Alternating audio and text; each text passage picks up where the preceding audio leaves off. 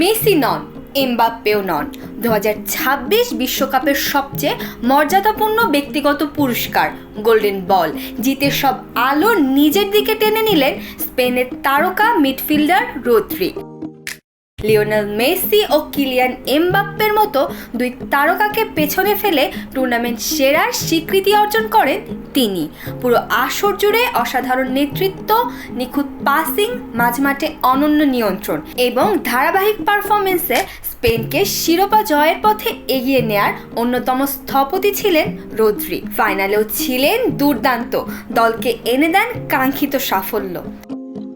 অন্যদিকে 2014 ও 22 সালের পর টানা তৃতীয়বার গোল্ডেন বল জিতে নতুন ইতিহাস গড়ার সুযোগ ছিল লিওনেল মেসির সামনে। তবে ফাইনালে স্পেনের বিপক্ষে প্রত্যাশিত প্রভাব ফেলতে না পারায় সেই স্বপ্ন আর পূরণ হয়নি।